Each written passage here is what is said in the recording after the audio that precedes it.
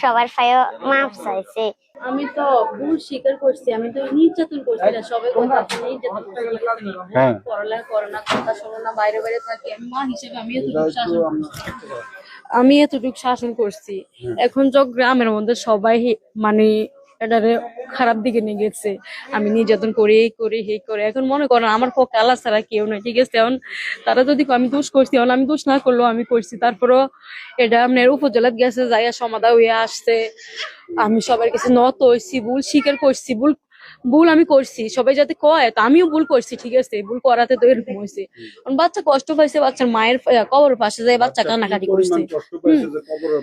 এটাই তো শুনেন না, বাচ্চা কষ্ট পাইছে, কান্নাকাটি করছে। বাচ্চারে উচিত ছিল কি মানুষের যে বুঝতে বাড়িতে নিয়ে আসার, এটা কি ভিডিও করে সোশ্যাল মিডিয়ায় ছাইরা দেওয়ার উচিত রয়েছে। আপনার এখন সোশ্যাল মিডিয়া সার্চে করেন বললে হয়তো আপনি বলেন যে জান।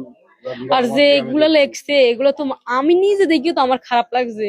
আমি তো ওইখানেও বলছি, আরো লোক আসছে তাদেরকেও বলছি, এখনো বলতে আসছি, আমি আজকের পর থেকে কোনোদিন ওই মেয়েরে ফুলে টোকা দিতাম না, ঠিক আছে নি। আমি আমার মতন করে সামলাই রাখবো। আমি বলছি, আরো বলতে আসছি। ভুল তো ভাই মানুষই করে, ঠিক আছে।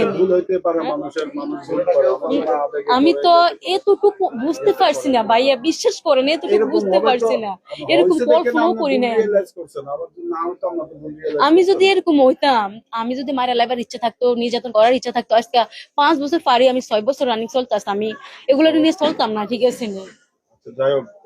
আজকে তো আমি সৎ মা, আমি সৎ মা, এই কারণে আমার এটা এতটুকু হয়ে গেছে। যদি আজকে নিজের মা করতো, এটা কখনো হইতো না।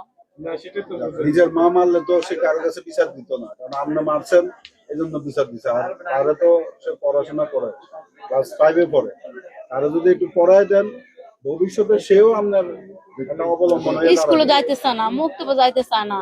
মাইয়া তো বলতেছে আপনি স্কুলে দিতে চান। হ্যাঁ, এটাই তো কথা। এখন আমি কালার, মানে এখন আমি কালার, আমি কাজে লাগে মায়ের স্কুলে যাইতে দিই না, মুক্তবে যাইতে দিই না। আমি কি তা কমো শুনেন, আমার কপাল খারাপ, আমি সৎ মা হয়েছি কি লাগে, কথা হয়েছে এটা, ঠিক আছে।